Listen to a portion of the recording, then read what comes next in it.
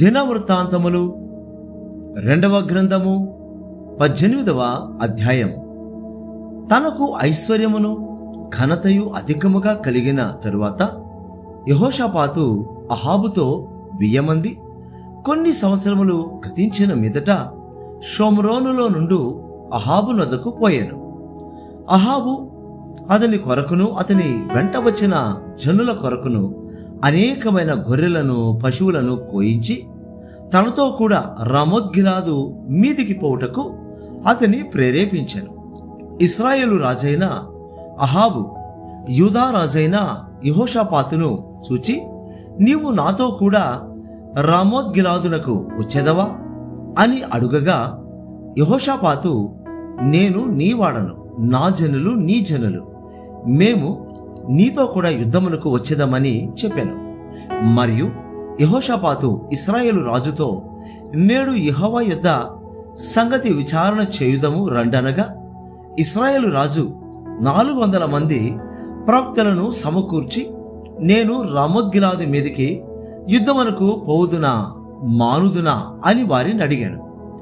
అందుకు వారు, పొమ్ము, దేవుడు రాజు చేతికి దానిని అప్పగించునని చెప్పిరి. అయితే యెహోషాపాతు, మనము అడిగి విచారణ చేటుకై వీరు తప్ప యెహోవా ప్రవక్తలలో ఒకడైనను ఈ చెట లేడా అని అడుగగా, ఇశ్రాయేలు రాజు యెహోవా యొద్ద విచారణ చేటుకు ఇవులు కుమారుడైన మీకాయా అను ఒకడు ఇచ్చట ఉన్నాడు. అయితే అతడు నన్ను గూర్చి మేలు ప్రవచింపక నిత్యము కీడునే ప్రవచించుచున్నాడు గనుక నేను వారి యందు పగ కలిగి ఉన్నాననగా, యెహోషాపాతు, రాజు అలాగనవద్దనెను. అప్పుడు ఇశ్రాయేలు రాజు తన పరివారములోనున్న యొక్కని పిలిపించి, ఇవులు కుమారుడైన మీకాయాను శీఘ్రముగా రప్పించమని ఆజ్ఞ ఇచ్చెను. ఇశ్రాయేలు రాజును యూదారాజుగు యెహోషాపాతును షోమ్రోను ఊరు గవిని ముందరి బయలునందు తమ తమ వస్త్రములను ధరించుకొని తమ తమ సింహాసనముల మీద కూర్చుని ఉండగా, ప్రవక్తలందరూ వారి ముందర ప్రవచించుచుండిరి.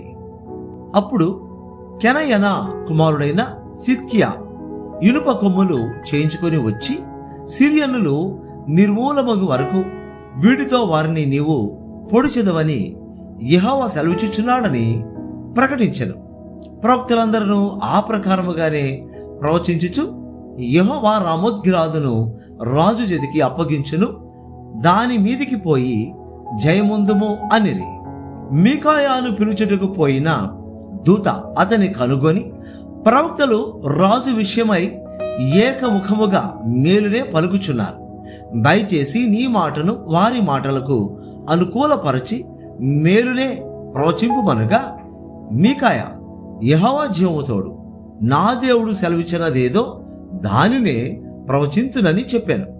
అతడు రాజు నద్దకు రాగా, రాజు అతని చూచి, మీకాయా, యుద్ధమునకు రామోత్గిలాదునకు మేము పోవుదమా మానుదమా అని అడుగగా, అతడు పోయి జయించుడి, వారు మీ చేతికి అప్పగింపబడుదురన్నెను.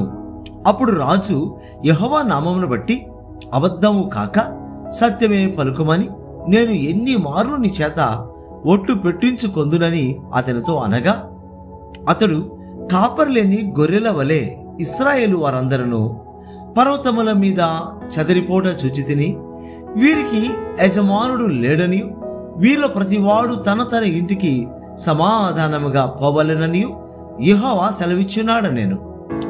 ఇశ్రాయేలు రాజు ఇది విని యెహోషాపాతుతో ఇట్లనెను, ఇతడు కీడునే గాని నా విషయమై మేలును ప్రవచింపడని నేను నీతో చెప్పలేదా అని అనగా, మీకాయా, యెహోవా మాట వినుడి, యెహోవా తన సింహాసనం మీద ఆసీనుడై ఉండుటయు పరమండల సైన్యమంతయు ఆయన కుడి ప్రక్కను ఎడమ ప్రక్కను నిలువబడుటయు నేను చూచితిని.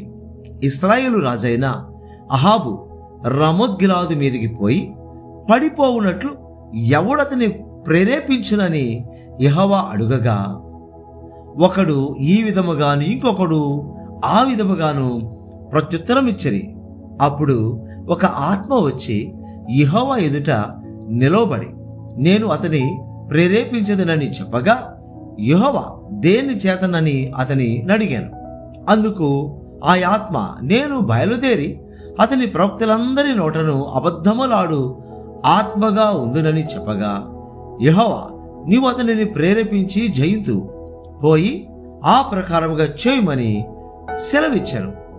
యెహోవా నీ ప్రవక్తలకు వీరి నోట అబద్ధములాడు ఆత్మను ఉంచి ఉన్నాడు. యెహోవా నీ మీద కీడు పలికించి ఉన్నాడని చెప్పాను. అప్పుడు కెనయనా కుమారుడైన సిద్కియా దగ్గరకు వచ్చి మీకాయాను చెంప మీద కొట్టి, నీతో మాట్లాడుటకు యెహోవా ఆత్మ నా యుద్ధ నుండి ఏ మార్గమున పోయినా నేను. అందుకు మీకాయ, దాగుటకై నీవు లోపలి గదిలోనికి వెళ్ళు దినమున దాన్ని తెలుసుకుందువని చెప్పాను. అప్పుడు ఇశ్రాయేలు రాజు పట్టణపు అధిపతి అయిన ఆమోను నొద్దకును రాజు కుమారుడైన యోవాషు నొద్దకును మీరు మీకాయాను తీసుకొని పోయి వారితో, రాజు మీకిచ్చిన సెలవు ఇదే ఎనుడి. నేను సురక్షితంగా తిరిగి వచ్చే వరకు వీరిని చెరలో పెట్టి శ్లేషాన్న పానములు ఈయుడి. అప్పుడు మీకాయ ఇట్లా, నేను నీవు సురక్షితంగా తిరిగి వచ్చిన ఎడల యెహోవా నా ద్వారా పలుకనే లేదని చెప్పి సమస్త జనులారా ఆలకించుడని నేను. అందులో ఇశ్రాయేలు రాజును యూదారాజైన యెహోషాపాతును రామోత్గిలాది మీదికి పోయిరి. ఇశ్రాయేలు రాజు, నేను మారు వేషము వేసుకొని యుద్ధమునకు పోవుదును, నీవు నీ వస్త్రములనే ధరించుకొనుమని యెహోషాపాతుతో చెప్పి తాను మారువేషము వేసుకొనేను. తరువాత వారు యుద్ధమునకు పోయిరి. సిరియా రాజు, మీరు ఇశ్రాయేలు రాజుతోనే యుద్ధము చేయడి, అదములతోనైనను అధికులతోనైనను చేయవద్దని తనతో కూడానున్న తన రథాధిపతులకు ఆజ్ఞ ఇచ్చి ఉండెను. కాగా యెహోషాపాతు కనబడుటతోనే రథాధిపతులు అతడు ఇశ్రాయేలు రాజు అనుకొని యుద్ధము చేయుటకు అతని చుట్టుకొనిరి. గాని యెహోషాపాతు మొరపెట్టినందున యెహోవా అతనికి సహాయము చేశాను. దేవుడు అతని యుద్ధ నుండి వారు తొలగిపోవునట్లు చేశాను. ఎట్లనగా రథాధిపతులు అతడు ఇశ్రాయేలు రాజు కాడని తెలుసుకొని అతని తరుముట మాని తిరిగిపోయారు. అప్పుడు ఒకడు గురి చూడకయ్యే తన వింటిని ఎక్కుపెట్టి ఇశ్రాయేలు రాజును అతని కవచపు బందుల సొందున కొట్టగా, అతడు నాకు గాయము తగిలినది, నీ చెయ్యి త్రిప్పి దండులో నుండి నన్ను కొనిపొమ్మని తన సారథితో అనెను. ఆ దినమున యుద్ధము ప్రబలమాయను. అయినను ఇశ్రాయేలు రాజు అస్తమయము వరకు సిరియనులకెదురుగా తన రథమనందు నిలిచెను. ప్రొద్దు గుంకువేళ అతడు చనిపోయాను. దినవృత్తాంతములు 2వ గ్రంథము 19వ అధ్యాయము. యూదా రాజైన యెహోషాపాతు ఏ అపాయమును చెందకుండా యెరూషలేమునందుండు తన నగరులకు తిరిగిరాగా, దీర్ఘదర్శి హనానీ కుమారుడు నగు యెహూ అతనిని ఎదుర్కొనబోయి రాజైన యెహోషాపాతుకు ఇలాగు ప్రకటన చేసెను, నీవు భక్తిహీనులకు సహాయం చేసి యెహోవా శత్రువులకు స్నేహితుడవైతివై గదా. అందువలన యెహోవా సన్నిధి నుండి కోపము నీ మీదికి వచ్చును. అయితే దేశములో నుండి నీవు దేవతాస్తంభములను తీసివేసి దేవుని యొద్ద విచారణ చేయుటకు నీవు మనస్సు నిలుపుకొని ఉన్నావు. నీయందు మంచి క్రియలు కనబడుచున్నవి. యెహోషాపాతు యెరూషలేములో నివాసము చేయుచు బెయేర్షెబా నుండి ఎఫ్రాయిము మన్యము వరకు జనుల మధ్యను సంచరించుచు వారి పితరుల దేవుడైన యెహోవా వైపునకు వారిని మళ్లించెను. మరియు అతడు ఆయా పట్టణములలో అనగా దేశమందు యూదా వారున్న బురుజులు గల పట్టణములన్నిటిలో న్యాయాధిపతులను నిర్ణయించి వారికి లాగున ఆజ్ఞాపించెను, మీరు యెహోవా నియమమును బట్టియే గాని మనుషుల నియమమును బట్టి తీర్పు తీర్చవలసిన వారు కారు. ఆయన మీతో కూడా నుండును గనుక మీరు తీర్పు బహు జాగ్రత్తగా చేయుడి. యెహోవా భయము మీ మీద ఉండునుగాక. హెచ్చరికగా నుండి తీర్పు తీర్చుడి. మన దేవుడైన యెహోవా యందు దౌష్ట్యము లేదు. ఆయన పక్షపాతి కాడు, లంచము పుచ్చుకొనివాడు కాడు.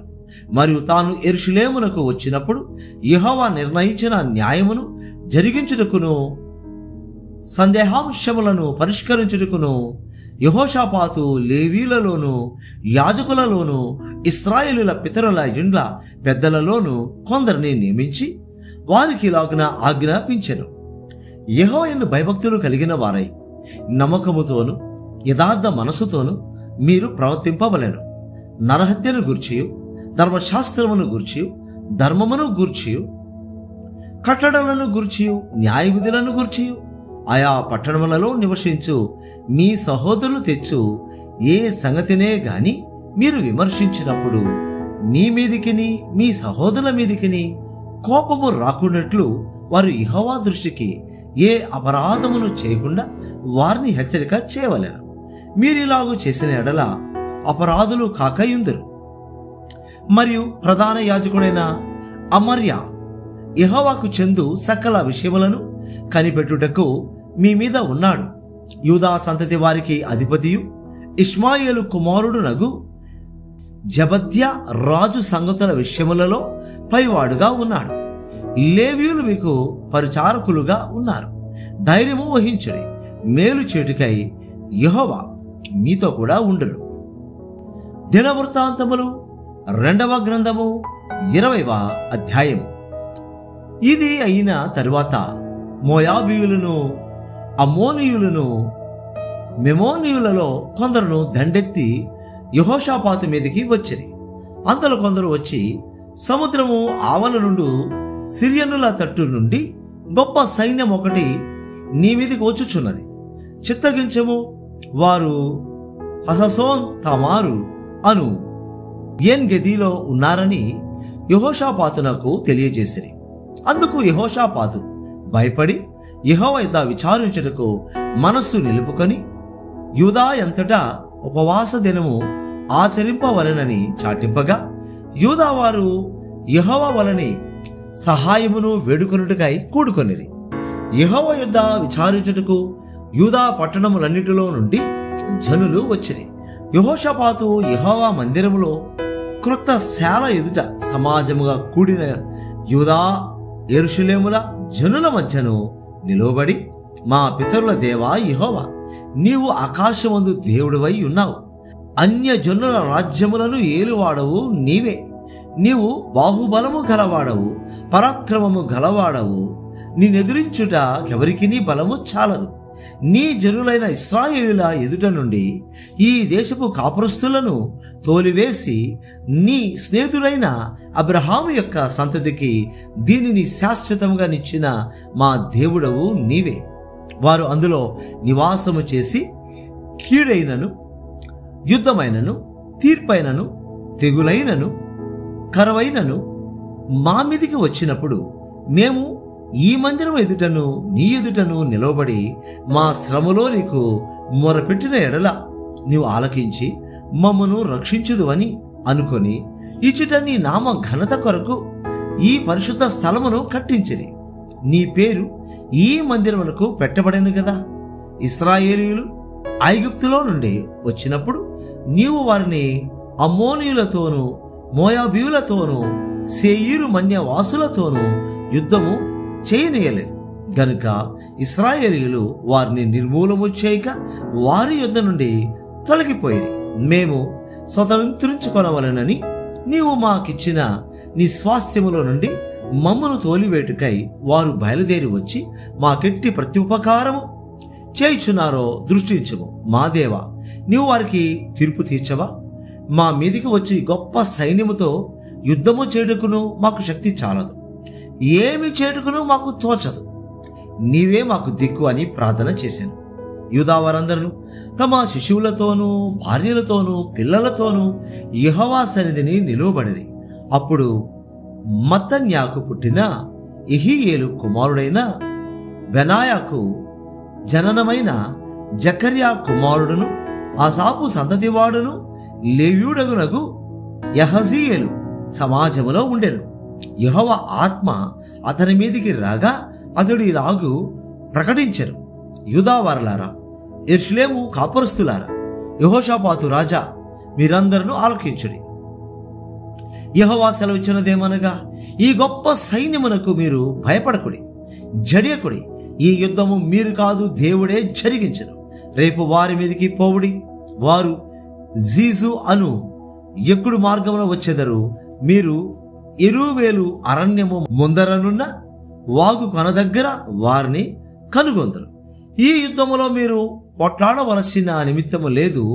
యూదా వారలారా, యెరూషలేము వారలారా, మీరు యుద్ధ పంక్తులు తీర్చి నిలువబడుడి. మీతో కూడానున్న యెహోవా దయచేయు రక్షణను మీరు చూచెదరు. భయపడకుడి, జడియకుడి. రేపు వారి మీదికి పోవుడి. యెహోవా మీతో కూడా ఉండను. అప్పుడు యెహోషాపాతు సాష్టాంగ నమస్కారము చేసెను. యూదావారును యెరూషలేము కాపరస్తులను యెహోవా సన్నిధిని సాగిలపడి నమస్కరించింది. కహాతీయుల సంతతి వారును కొరహీయుల సంతతి వారునగు లేవీయులు నిలువబడి గొప్ప శబ్దముతో ఇశ్రాయేలీయుల దేవుడైన యెహోవాను స్తుతించిరి. అంతటా వారు ఉదయముననే లేచి తెకోవా అరణ్యమునకు పోయిరి. వారు పోవుచుండగా యెహోషాపాతు నిలవబడి, యూదా వారలారా, యెరూషలేము కాపరస్తులారా, నా మాట వినుడి. మీ దేవుడని యెహోవాను నమ్ముకొనుడి. అప్పుడు మీరు స్థిరపరచబడుదురు. ఆయన ప్రవక్తలను నమ్ముకొనుడి. అప్పుడు మీరు కృతార్థులగుదురని చెప్పారు. మరియు అతడు జనులకు హెచ్చరిక చేసిన తరువాత యెహోవాను స్తుతించుటకు గాయకులను ఏర్పరచి, వారు పరిశుద్ధాలంకారములు ధరించి సైన్యము ముందర నడచుచు యెహోవా కృప నిరంతరముండును, ఆయనను స్తుతించుడి అని స్తోత్రము చేయుటకు వారిని నియమించెను. వారు పాడుటకును స్తుతించుటకును మొదలుపెట్టగా యెహోవా యూదా వారి మీదికి వచ్చిన అమోరీయుల మీదను, మోయాబీయుల మీదను, సేయూరు మన్యవాసుల మీదను మాటుగాండ్రను పెట్టెను. గనుక వారు హతులైరి. అమ్మోనీయులను, మోయాబీయులను, సేయూరు మన్య నివాసులను బొత్తిగా చంపి నిర్మూలము చేయవలనని పొంచి ఉండి వారి మీద పడిరి. వారు సేయూరు కాపురస్తులను కడముట్టించిన తరువాత తమలో ఒకరినొకరు చంపుకొనుటకు మొదలుపెట్టిరి. యూదావారు అరణ్యమందున్న కాపురుల దుర్గము దగ్గరకు వచ్చి సైన్యము తట్టు చూడగా వారు శవములై నేలపడి ఉండిరి. ఒకడును తప్పించుకొనలేదు. యెహోషాపాతును అతని జనులను వారి వస్తువులను దోచుకొనుటకు దగ్గరకు రాగా ఆ శవముల యొద్ద విస్తారమైన ధనమును ప్రశస్తమైన నగలను కనబడెను.